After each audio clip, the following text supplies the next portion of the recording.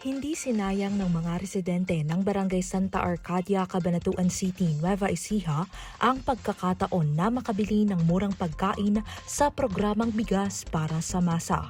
Tulad na lang ni Lourdes na pambilisanan ng gamot sa maintenance ang hawak na pera.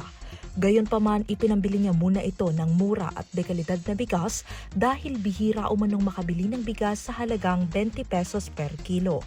Anya, malaking biyaya na inilapit ng pamahalaang panlalawigan ang rolling store sa kanilang lugar. Papasalamat po ako kay Gov kasi hindi na kami pipila doon sa malayo.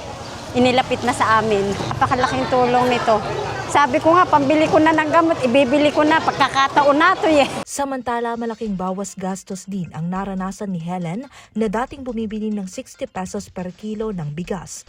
Dahil sa programang bigas para sa masa, ang natipid niyang 40 pesos ay magagamit niya para sa ibang pangangailangan. Napakalaking tulong po sa amin na sa mahihirap, napakalaking tulong po sa amin. Hiling din niya na sana ay magpatuloy ang ganitong serbisyo sa ilalim ng mga programa ng Alagang Umali.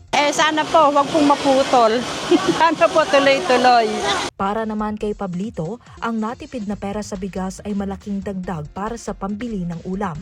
Kaya naman lubos ang kanyang pasasalamat sa pamunuan ng lalawigan na nag-abot ng tulong sa kanilang barangay.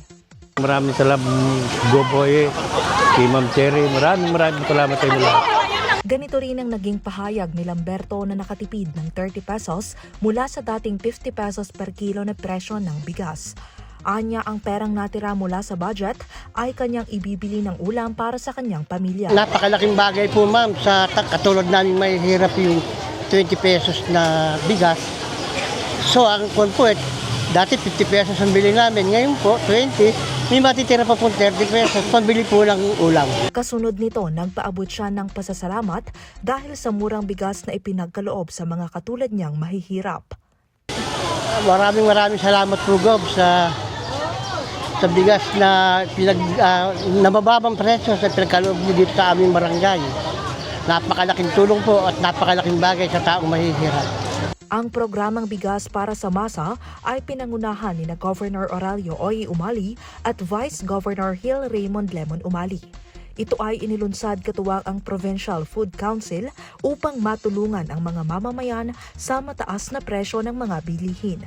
Tuloy-tuloy pa rin ang pag-ikot ng programa sa iba't ibang barangay sa Nueva Ecija upang mapalawak ang food security sa buong lalawigan. Kasama sina Jeff Gonzalez at Ismael Sopetran, ako po si Carmel Jamigal, nag-uulat.